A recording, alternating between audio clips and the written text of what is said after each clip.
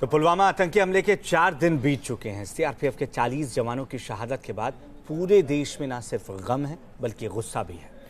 तो आवाम आतंक के खिलाफ आखिरी वार की मांग कर रही है। पीएम मोदी भी पाक को कड़ी कार्रवाई का अल्टीमेटम पहले ही दे चुके हैं। कायराना हमले के बाद में शहर शहर विरोध प्रदर्शन का सिलसिला भी तेज हो गया है। ये 4 तस्वीरें आप देखिए। आज बाइक रैली कर तमाम बाइकर्स ने भी अपनी तरफ से श्रद्धांजलि अर्पित की है। वहीं यह गुस्सा पाकिस्तान के खिलाफ सिर्फ हिंदुस्तान में देखने को नहीं मिल रहा है। लंदन में भी भारतीय कम्युनिटी के तमाम लोग पहुंचे और पाकिस्तान के उच्चायोग के सामने यह प्रदर्शन किया। जम्मू कश्मीर के पुलवामा में आतंकवादी हमले के बाद जिस तरीके से जवान शहीद हुए थे, उसके बाद लगातार देश के अंदर जो है जनता के अंदर आक्रोश और गुस्सा देखने को मिल रहा है।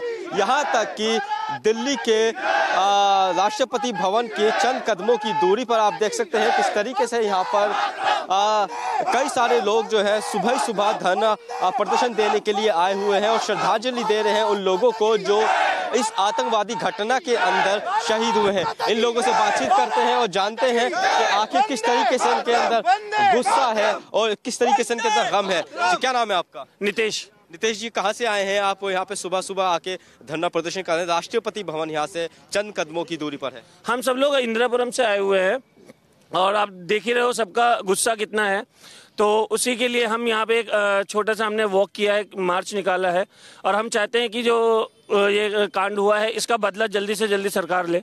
पाकिस्तान को पूरी दुनिया से अलग थलग करना एक बड़ी रणनीति होनी चाहिए सरकार की। उसको आर्थिक स्तर पर पीटना चाहिए।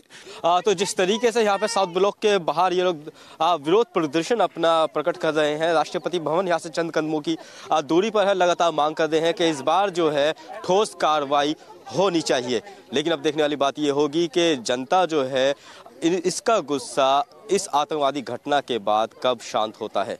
वीडियो जर्नलिस्ट नवीन चौहान के साथ वाजिद अली, न्यूज़ नेशन, दिल्ली।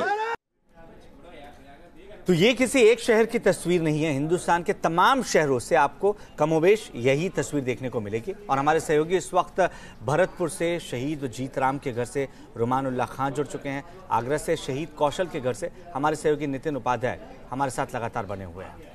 और इसके साथ ही उन्नाव में शहीद अजीत कुमार के घर से हमारे सहयोगी अमित सिंह होंगे। तो प्रयागराज में शहीद महेश कुमार के घर से मानवेंद्र सिंह।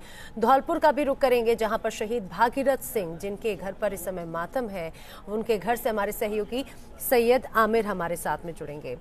जिस तरह की तस्वीरें अलग अलग जगहों पर हैं, हम कहा जा सकता है कि समय बहुत ज्यादा मुश्किल है और लेकिन सबसे खास बात यही हो जाता है कि हर ओर से बस यही आवाज भी उठ रही है कि आखिर कब तक ये चलता रहेगा और इन शहीदों को श्रद्धांजलि अर्पित की जा रही है। बिल्कुल। और रुमान का रुख सबसे पहले करते हैं जो कि भरतपुर में मौजूद है। रुमान, अभी वहां क्या कुछ चल रहा है, आप बेहतर तरीके से बता सकते हैं। देखिए, बिल्कुल शहीद जीतराम की चिता ठंडी हो चुकी है और जो परिवार है वहाँ पर अभी भी गम का माहौल है। एक कच्चा घर है शहीद जीतराम का जहाँ पर उनकी पत्नी है और तमाम लोग यहाँ पर बैठे हुए हैं। बात करने की कंडीशन में वो नहीं है क्योंकि रो रो कर सबका गला रुन चुका है और अभी भी पूरा जो परिवार है वो बेहद ज़्यादा सदमे में है। 2 छोटी बच्चियाँ हैं और दोनों ही उनके पास है। हम कोशिश करते हैं कि शायद वो बात करें।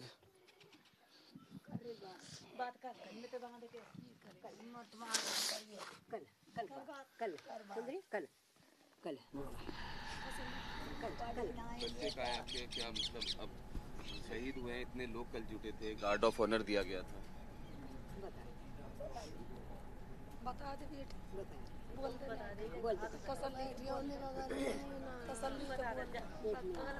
मैं बोलो जा रहा तुम बता दे रीना तो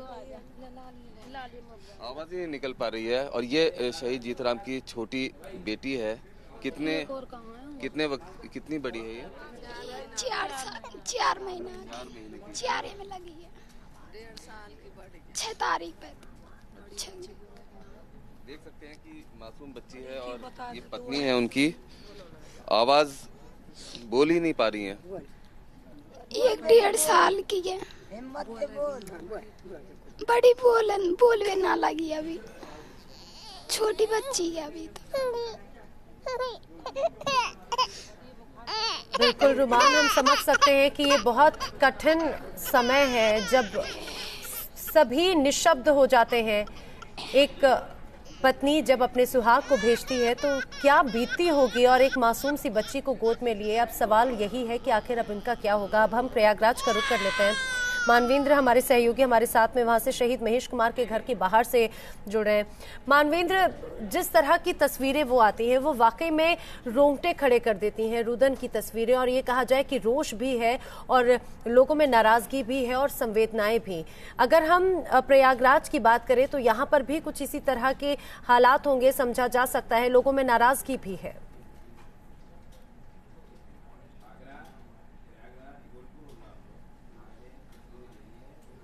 जी बिल्कुल, लोगों में नाराज़गी है, साथ ही जो परिवार है उसके लिए तो ये वक्त बहुत भारी है।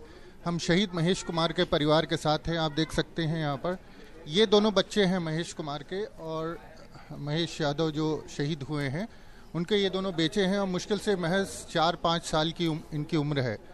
और जब पिता का साया बच्चों के सर से उठ जाता है तो अंदाज़ा लगाना मुश्किल होगा कि उनकी ज़िंदगी कितनी बदल जाती है। जैसे एक परिवार रहता है, छत होती है, घर में छत होती है, और जब पिता चला जाता है तो ऐसा लगता है कि सर के ऊपर से छत नहीं रही, और उसके बाद बच्चों की वही स्थिति होती है जो खुले आसमान के नीचे रहने पर आम लोगों की होती है।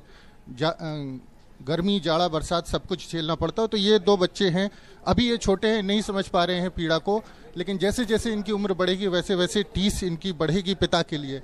पत्नी है संजू देवी, महज 25 साल की उम्र है, और अभी 25 साल की उम्र में आमतौर पर लड़कियां पोस्ट ग्रेजुएशन करती हैं, लेकिन इस उम्र में उनके पति शहीद हो गए। उनसे बात करेंगे। जी, क्या कहेंगे आप?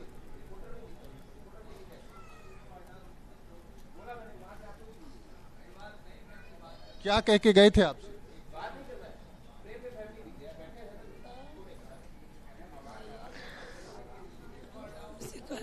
साहेब बनाए पे लड़किन के पढ़ाओ लिखाओ, साहेब बनवाओ, यही कह के गो रहे हैं। बोलने की स्थिति में नहीं, आंसू सूख चुके हैं। हम कल से लगातार देख रहे हैं कि वो अब कुछ कहने की स्थिति में। बहन है साथ में संजना की इंटर की पढ़ाई चल रही है, और एग्जाम था, बोर्ड का एग्जाम चल रहा था। एग्जाम तो पीछे छूट गया, भाई भी छूट गया। तो संजना से बात करेंगे।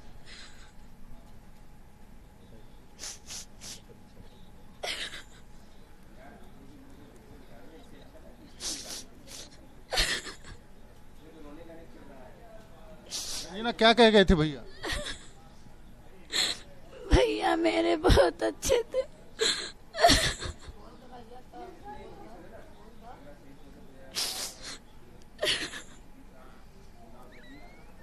बहन के मुंह से भी कोई शब्द नहीं निकल रहा है। माँ है, माँ की स्थिति का अंदाजा हम लोग केवल ऐसा क्षण होता है जब परिवार वालों के लिए मानो दुखों का पहाड़ टूट पड़ा हो, उनके पास शब्द नहीं होते हैं अपने दुख को बयां करने के लिए। और यही इस वक्त हम देख रहे हैं प्रयागराज में शहीद महेश कुमार के घर में भी। हम आमिर का भी रुख करेंगे। धौलपुर से शहीद भागीरथ सिंह के घर से हमारे साथ जुड़े हुए हैं।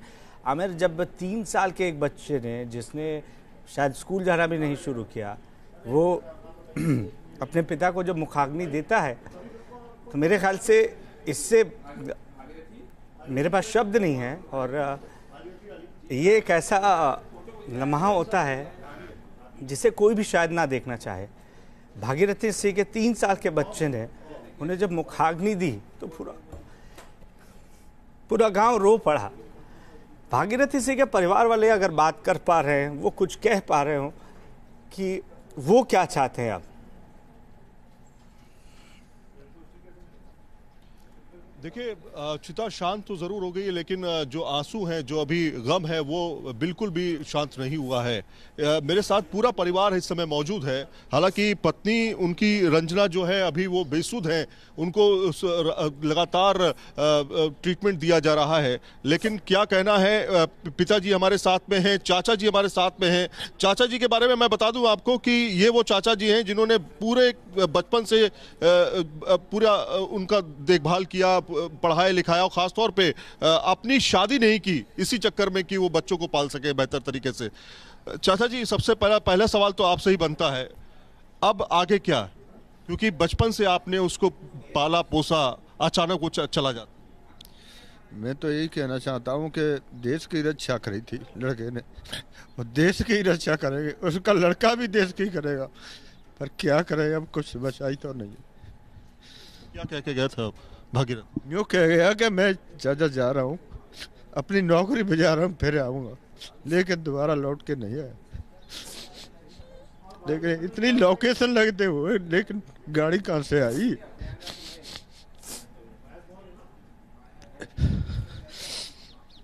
भाई भी हमारे साथ में है। आप मैं समझ सकता हूं कि इस समय हालत नहीं बात करने की, लेकिन हम चाहते हैं कि देश के जनता को आप कुछ बताएं कि क्या आप क्या चाहते हैं। अब यही चाहते कि बाकी बच्चे की पार लगी है, पढ़े लिखे तो उन्हें का लक्षित है, और बे उन्हें के तो लगी जाए लेते हुए छोटे छोटे बोले हो जानता रहने कछु जानता रहने बिने कोई दुख ना तो है, और वो छोड़े हो अकेले।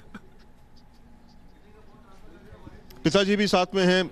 जी आमिर। पिताजी से हालांकि वो बात करने के भी बिल्कुल उसमें नहीं है, लेकिन ये आप देख सकते हैं, ये विनय छोटा सा बच्चा जिसको समझ में नहीं आता होगा मुखाग्नि होती क्या है, और जिसको समझ नहीं अभी तक नहीं समझ में आया होगा कि आखिर हुआ क्या है, वो बच्चा इतने बिल्कुल आमिर, शब्द नहीं मेरे पास, मैं भी बहुत ज्यादा नहीं बोल पा रहा हूँ, लेकिन ये वो बच्चा है जिसने मुखाग्नि दी। आप सोच सकते हैं कितना बड़ा दर्द होगा इस समय इस पूरे परिवार में। और ये छोटी सी बच्ची है जो 2 साल की भी महज नहीं होगी, और 3 साल का ये विनय। आप सोच सकते हैं कि पूरे परिवार को किस तरह से एक बड़ी क्षति हुई है। ना सिर्फ इमोशंस हैं अभी इस समय की, लेकिन सवाल भी हैं। सवाल ये है कि आखिर क्यों ऐसा हुआ, क्या ऐसी शहादत चाहिए थी देश को? ये अपने आप में सवाल है।